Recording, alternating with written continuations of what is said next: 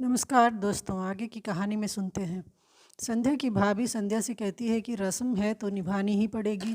यह कहकर वह चली जाती है। छवि मीनाक्षी से कहती है, आज शाम कुलदेवी के दर्शन के लिए जाना पड़ेगा। तो आज भी भैया भाभी एक नहीं हो सकेंगे। सूरज की माँ जाकर कहती है कि तुम दोनों खड़े खड़े दांत क्या दिखा रही हो, पेटी खोली की रस्म करने के लिए तैयार हो जाओ। सूरज की माँ चतुरी से कहती है कि जाकर नई बीरनी का सामान ले आओ। जब सामान आ जाता है तो उसकी पेटी खोलते हैं। उसमें सबसे महंगी साड़ी छवि लेती है। मीनाक्षी संध्या से पूछती है कि तुम्हें बुरा तो नहीं लगा। संध्या कहती है कि मुझे साड़ियों में दिलचस्पी नहीं है।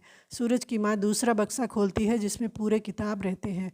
सूरज की माँ पूछती है कि ये सारे किताब किसके हैं। संध्या कहती है पापा के हैं।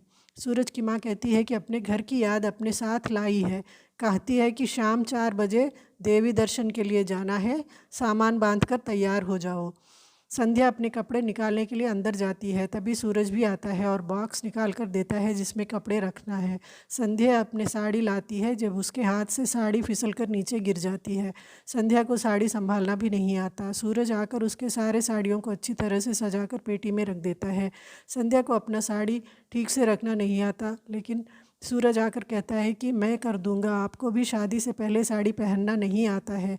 यह कहकर उसका बॉक्स ठीक से रख देता है। संध्या दीवार पर टंगे सूरज की फ़ोटो देखती रहती है जिसमें सूरज कॉलेज के कन्वोकेशन वाला ड्रेस पहना रहता है। संध्या को तभी याद आता है कि उसके भैया ने कहा था कि सूरज एक बहुत ही पढ़ा लिखा और अच्छी नौकरी करता है।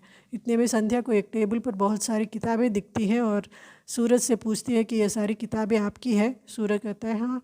संध्या कहती है इन किताबों में अपना अपना नाम नहीं लिखा।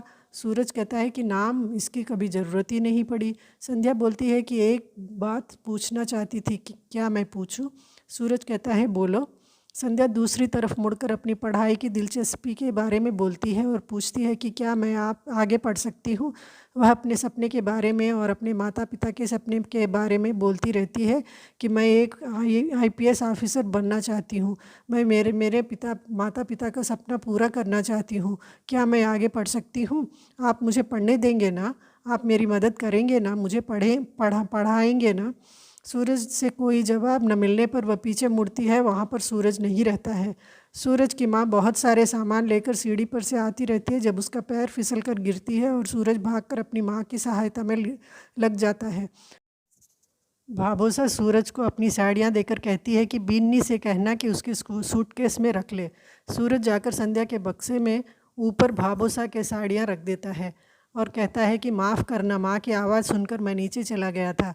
सूरज फिर से पूछता है कि क्या आप कुछ कहना चाहती हैं।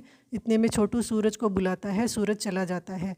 संध्या टेबल पर रखी सारी किताबें उठाकर उस पर पेन से सूरज का नाम लिखना चाहती है। उसे पेन कहीं नहीं दिखाई देता। फिर आगे क्या हुआ कल के एपिसोड में सुने।